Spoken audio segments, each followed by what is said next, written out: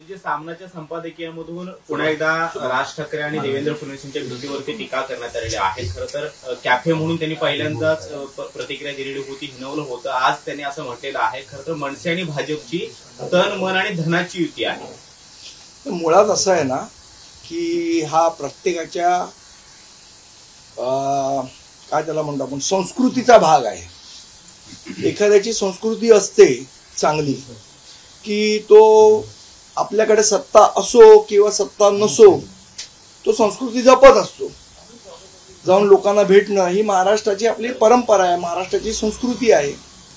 काही जण स्वतःच्या भावाला स्वतःच्या पुतण्याला नातू झाला तरी त्याला जाऊन भेटायची त्यांची संस्कृती नाही, पण काही लोक संस्कृती पाळतात। उपमुख्यमंत्री असले तरी फडणवीस साहेब येत होते, जेव्हा ते विरोधी पक्षात होते तेव्हा सुद्धा येत होते, ते त्याच्या आधी फक्त आमदार होते तेव्हा सुद्धा येत होते। त्यामुळे त्यांचे पाय जमिनीवर आहेत आणि त्यामुळे ते संस्कृती पाळतात। काही लोकांच्याकडे ती संस्कृती नाही, त्यामुळे ते स्वतःच्या सख्या भावाला पुतण्याला मुलगा झाला तरी जाऊन भेटत नाही, त्यांची संस्कृती आहे।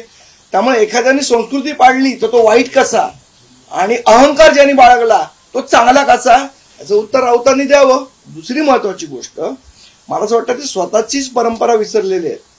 म्हणजे मी जे सांगतो ते प्री उद्धव ठाकरे इरा, उद्धव ठाकरेंच्या आधीची गोष्ट, जेव्हा हिंदू हृदय सम्राट बाळासाहेब ठाकरे मातोश्रीवर होते तेव्हा लालकृष्ण अडवाणी असतील, सुषमा स्वराज असतील, राजनाथ सिंग असतील, अगदी सन्मान्य शरद पवार साहेब असतील किंवा मुरली देवरा असतील, सगळे लोक मातोश्रीवर जायचे ना, भेटायचे, बाळासाहेबांबरोबर जेवायचे। मग काय लोक त्यावेळेला असं बोलली का की मातोश्रीनी काय खानावळ उघडली आहे म्हणून? त्यामुळे आपली संस्कृती काय आहे हे संजय राऊत विसरलेलेच आहेत, पण शिवसेना सुद्धा विसरलेली आहे की महाराष्ट्राची संस्कृती काय, महाराष्ट्राची परंपरा काय। आणि त्यामुळे यांना झालेला हा मूळव्याध आहे आणि तो मूळव्याध असा बाहेर संजय राऊत अग्रलेखाच्या रूपाने लिहितात, त्यामुळे त्याला काही फारसं महत्व देण्याची गरज आहे असं मला वाटत नाही। आदित्य ठाकरे यांनी काल कॉफी विथ सकाळमध्ये बोलताना म्हटलंय की मनसेकडून अधूनमधून प्रस्ताव येत असतो, भूमिका बदलण्यात विचार होऊ शकतो। मला असं वाटतं आदित्य ठाकरेंना आम्ही 2017ला प्रस्ताव दिला होता, त्यावेळेला त्यांनी तो नाकारला, त्याच्यानंतर आमच्याकडनं कुठलाही प्रस्ताव दिला गेलेला नाही आणि आता प्रस्ताव देण्याचा काही संबंध सुद्धा नाही। राज ठाकरेंचं घर कॅफे झालेलं आहे, भाजपचे नेते आशिष शेलार, प्रसाद लाड यांच्यासाठी तिथं जागा राखीव असते। मी तुम्हाला याचं उत्तर दिलंय, मला असं वाटतं कॅफेवरनच उत्तर दिलं। गणेशोत्सव सध्या मागे गणेशोत्सव सुरू आहे, एकदा चारकोपचा राजा जो आहे तो अजूनही विसरण्याची वाट पाहतोय, कसं पाहते या प्रश्नाकडे आज राज्य? नाही, मला असं वाटतं याच्यावर अतिशय संवेदनशीलपणे या सगळ्या प्रश्नांवर बघितलं पाहिजे आणि मुळात या सगळ्या गोष्टी करताना जी आपली सार्वजनिक गणेशोत्सव मंडळ असतील काय असतील यांना विश्वासात घेऊन सरकारने काम केलं। दुसरं एक महत्वाचं, काल एकनाथ शिंदे आणि शरद पवार एका कार्यक्रमामध्ये होते आणि दोघांनी एकमेकांची स्तुती केल्याचं पाहायला मिळालं। एकनाथ शिंदे म्हणाले की शरद पवार नेहमी गुगली टाकतात, मात्र माझ्यावर त्यांनी कधी गुगली टाकली नाही आणि भविष्यात कधी टाकणार नाही। कधी कधी काय होतं, गुगली टाकलेली कळत नाही माणसाला म्हणून त्याला गुगली म्हणतात।